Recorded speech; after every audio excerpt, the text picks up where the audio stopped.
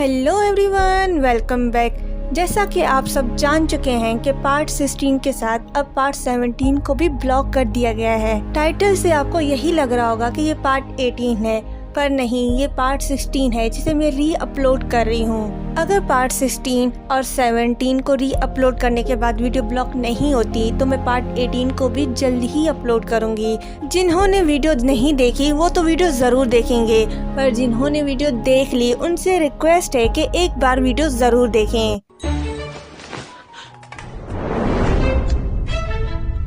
जैसा कि आपने पिछले पार्ट में देखा था कि दोनों बिछड़े दोस्त मिल जाते हैं, एक दूसरे को गले लगाकर खुश होते हैं और एक दूसरे को प्यार भरी नज़रों से देख रहे होते हैं। तभी सोंगद्यो को एहसास होता है कि ये उसके बचपन के दोस्त के साथ क्राउन प्रिंस भी है। तभी वो उसे खुद से दूर करती है और घबरा कर बात को पलटने के लिए काइट्स की तरफ इशारा करके पूछती है कि ये क्या है। किंग जोंग बताता है कि ये सिग्नल काइट्स हैं। सोंगद्यो कहती है, ओ अच्छा, तो ये जंग में इस्तेमाल होने वाले काइट्स हैं। मैं हमेशा से इन्हें देखना चाहती थी। किंग जोंग पूछता है, तुम क्यों देखना चाहती थी? सोंगद्यो बताती है, अगर बगावत होती है तो आपकी हिफाजत के लिए इन्हें यूज कर आपको आगाह कर सकूं। मैं आपकी वफादार नौकरानी के तौर पर आपकी हिफाजत के लिए हाजिर हूँ। अगर कोई गद्दार नजर आए तो मेरे पीछे चुप जाना। किंग जोंग कहता है, तुम चाहती हो मैं तुम्हारे पीछे चुप जाऊं? सोंगद्यो हाँ कहती है। ये सुनते ही किंग जोंग उसके सामने जाता है और कहता है कि उस रात तुमसे अलग होने के बाद मैं तुम्हारे लिए काफी अरसे तक तकलीफ में रहा। मैंने कई बार तुम्हारे बारे में सोचा कि वो लड़की कहाँ हो सकती है जो उस रात मेरे साथ थी। क्या वो अभी भी जिंदा है? क्या वो मेरी वजह से मुश्किलात का सामना कर सकती थी? मेरे दिमाग में हर वक्त तुम ही तुम थी, लेकिन मैं उस वक्त तुम्हें ढूंढने की हिम्मत नहीं रखता था क्योंकि मैं एक छोटा बच्चा था। लेकिन अब मैं वो बच्चा नहीं रहा और मैंने तुम्हें ढूंढ लिया। तो जवाब दो, मुझे तुम्हारे साथ क्या करना चाहिए? सोंगद्यो कहती है, उस दिन महज ये एक इत्तेफाक था जो हम एक साथ थे और मुझे नहीं पता था कि तुम कौन हो। वो बस दो बच्चों के मिलने का मौका था। तो क्या हमें इस बात को अहमियत देनी चाहिए? किंग जोंग कहता है, तो तुम्हारी नजर में उस रात की कोई अहमियत नहीं? सोंगद्यो कहती है, सही कहा। ये कहते ही वो जा रही होती है तो किंग जोंग उसका हाथ पकड़ता है, पर उसके चेहरे पर बेबसी देकर उसका हाथ छोड़ देता है। तभी उसे किंग यंगजू का बुलावा आता है और वो वहाँ से चला जाता है। किंग जोंग किंग यंगजू के पास आता है, पर किंग यंगजू भूल जाता है कि उसने किंग जोंग को क्यों बुलाया था, क्योंकि किंग यंगजू को भूलने की बीमारी हो गई है और वो बातें ज्यादा देर तक याद नहीं रख पाता। वहीं पर क्वीन जंगसून भी होती है जो किंग यंगजू को याद दिलाती है कि आपने बाप दादाओं के कब्र पर जाने के लिए किंग जोंग को बुलाया। आपकी तबीयत ठीक नहीं, इसलिए आपने अपनी जगह किंग जोंग को वहां भेजने का सोचा। किंग जोंग किंग यंगजू की बात मान लेता है। फिर वो यंगजू से इजाजत लेता है और कहता है कि मैं शहर के बीच से जलसे के साथ जाऊंगा ताकि अवाम मुझे देख पाए और मैं उनके मसलों को। किंग यंगजू उसकी इस बात से खुश होता है और उसे इजाजत देता है। इजाजत मिलने के बाद किंग जोंग जा रहा होता है तो यंगजू उसे रोकता है और फिर भूल जाता है कि उसने उसे क्यों रोका। फिर वो अपना टोकन उसे देता है और कहता है कि इससे तुम्हें सोल्जर्स को कमांड करने की इजाजत मिलेगी। मुझे यकीन है कि तुम्हें इसकी जरूरत नहीं पड़ेगी, लेकिन फिर भी तुम इसे अपने पास रखो।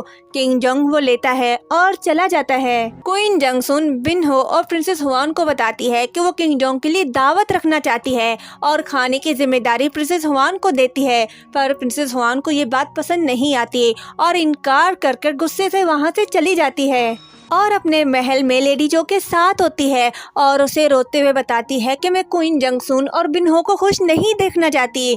लेडी जो उसे दिलासा देती है। उसके बाद वो अपने खुफिया जगह पर दिखाई देती है। वहाँ वो सबसे कहती है कि प्रिंसेस हुआन की खिदमतें करना बंद कर दो क्योंकि वो अपने पावर खो चुकी है। तभी वहाँ कोड लेडी जोंग आती है और लेडी जो को बताती है कि किंग यंगजू ने किंग जोंग को कोड मैनेज करने की इजाज़त दी। ये सुनकर सारी नौकरानियाँ डर जाती हैं क्योंकि उन्हें डर है कि उन्हें रिप्लेस किया जाएगा। लेडी जो लेडी जोंग को बुलाती है और उससे किंग जोंग की जाने की बात कंफर्म करती है, जिसके बाद वो सबको तसल्ली देती है और सबसे वादा करती है कि उन्हें प्रोटेक्ट करेगी। उसके बाद वो बुल्हाई को याद दिलाती है कि किंग जोंग के जाने के बाद हम कुछ कर सकते हैं। ये कहते ही वो उसे एक बॉक्स देती है। दूसरी तरफ सोंगद्यो और उसके दोस्तों को दिखाया जाता है। उसकी दोस्तें होंगद्यो के बारे में बात कर रही होती हैं। तभी क्यांग ही सॉन्ग द्यू को चुप देखकर उससे पूछती है कि आज तुम इतनी खामोश क्यों हो, क्या कुछ हुआ है? सॉन्ग द्यू कहती है नहीं, मैं ये सोच रही हूँ कि जब मुझे किसी से सच्चा प्यार होगा तब मैं कैसा फील करूँगी। क्यांग ही कहती है कि इस तरह की फजूल फीलिंग्स रखना कोड लेडीज के लिए खतरनाक है। सॉन्ग द्यू हंसती है। क्यांग ही पूछती है ये क्या था? सॉन्ग द्यू कहती है मुझे खुशी है कि मेरे पास इतने अच्छे दोस्त हैं। नेक्स्ट डे किंग जोंग अपने सामान और बाकी सबके साथ सफर के लिए निकल पड़ता है। वहीं सॉन्ग द्यू भी होती है क्योंकि वो किंग जोंग की पर्सनल मेड है। सब लोग उन्हें देखकर बहुत खुश होते हैं। उसके बाद वो उस जगह पहुंच जाते हैं और सब साफ सफाई में लग जाते हैं। लेडी सुई और सॉन्ग द्यू किंग जोंग का कमरा तैयार करती हैं। कमरे की सफाई के बाद लेडी सुई सॉन्ग द्यू से कहती है कि किंग जोंग के बेड पर लेट जाओ, चेक करो कि ये गर्म है कि नहीं, क्योंकि काफी अरसे से ये महल बंद था, लेकिन तुम सोना नहीं, किंग जोंग के आने से पहले चली जाना। सॉन्ग द्यू इस बात से खुश होती है और जाकर नर्म और मुलायम बेड पर लेट जाती है, पर थकावट की वजह से वहीं पर सो जाती है। दूसरी तरफ किंग जोंग गुस्से में होता है क्योंकि उसे देर से बताया गया है कि 20 साल से छोटी बच्चियों को किडनैप किया जा रहा है। होंग द्यूक आता है और किंग जोंग को गुस्से में देखकर मिनिस्टर से वजह पूछता है। वो उसे सब बता देता है। सब सुनने के बाद वो किंग जोंग से कहता है कि अभी के लिए इस मामले को इग्नोर करें। होंग द्यूक से ये सुनने के बाद वो सबको बाहर जाने का कहता है। होंग द्यूक कहता है कि आप अभी तक बादशाह नहीं बने, इस वजह से ना फौज को हुक्म दे सकते हो ना ही मुजरिमों को सजा, इसलिए जब तक आप तक नहीं संभाल लेते तब तक के लिए इस मामले को इग्नोर करें। पर किंग जोंग को ये बात पसंद नहीं आती। होंग द्यूक उसे फिर समझाता है कि इस बात को नजरअंदाज करें, ये बस कुछ वक्त के लिए है, जब आप बादशाह बनोगे तो सबसे पहले इस मामले को हल करना। मुझे डर है कि कहीं सबको ये पता चल जाएगा कि किंग जोंग बीमार हैं। पर किंग जोंग इस मसले को हल करना चाहता है और कहता है कि जैसे ही महल वापस जाऊंगा सबसे पहले इस मसले को हल करूंगा। फिर वो होंग द्यू को जाने का कहता है। उसके बाद वो अपने कमरे में आता है तो देखता है सॉन्ग द्यू उसके बेड पर आराम से सो रही है। उसे वहाँ देखकर किंग जोंग को अच्छा लगता है और उसे प्यार से देखता है। वो उसके पास बैठकर उसके चेहरे को छूने की कोशिश करता है पर टच नहीं कर पाता क्योंकि वो उसे जगाना नहीं चाहता।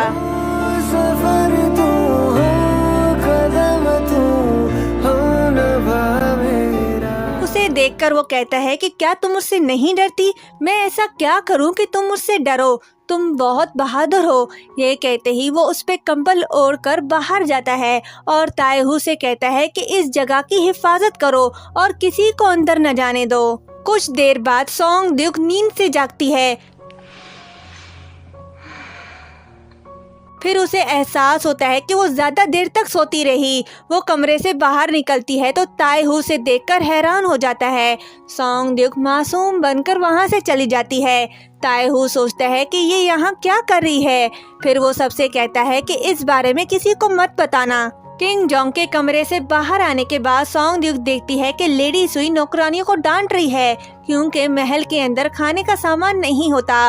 वो उन्हें इंतजाम करने का कहती है। तभी वहाँ वुल्हाई आती है। उसे देखकर लेडी सुई डर जाती है। वुल्हाई लेडी सुई से कहती है कि तुम ऑफिस जाकर इस मसले को हल करो। लेडी सुई डर के मारे उसकी बात मान लेती है। वुल्हाई के जाने के बाद सॉन्ग द्यूक लेडी सुई के पास आती है और उसके साथ जाने का कहती है। दूसरी तरफ वुल्हाई बॉडीगार्ड को रिश्वत देकर उस कमरे में जाती है जहाँ सारे हथियार और बम्स रखे होते हैं। सारे गन्स खराब करके वहाँ से चली जाती हैं। लेडी सुई और सॉन्ग द्यूक सफर पर निकल पड़ते हैं। लेडी सुई सॉन्ग द्यूक को कोड लेडीज के ग्रुप का बताती है और ये भी बताती है कि उस ग्रुप की लीडर लेडी जो है और उसे भी इस ग्रुप में शामिल करने के लिए मजबूर किया गया। ये सुनकर सॉन्ग द्यूक हैरान हो जाती है और फिर लेडी सुई को तसल्ली देती है कि वो उसे प्रोटेक्ट करेगी। उसके बाद वो आगे जाते हैं जहाँ बहुत से बच्चे होते हैं। सारे बच्चे भागते हुए जा रहे होते हैं। तभी एक बच्चा गिर जाता है और उसके हाथ से बम की बोरी गिर जाती है जिसे लेडी सुई देख लेती है। है और उससे पूछती है कि ये तुम्हें कहाँ से मिला।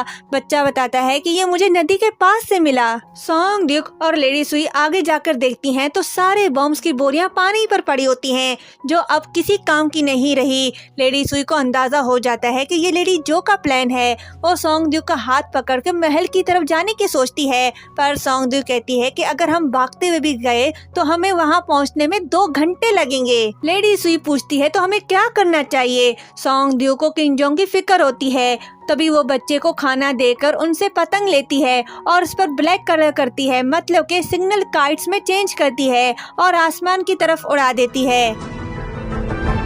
क्या किंग जोंग सॉन्ग ड्यूक का सिग्नल समझ पाएगा? ये तो हमें नेक्स्ट पार्ट में ही पता चलेगा। तब तक के लिए चैनल को सब्सक्राइब करें, वीडियो को लाइक शेयर करें। Thank you so much for watching.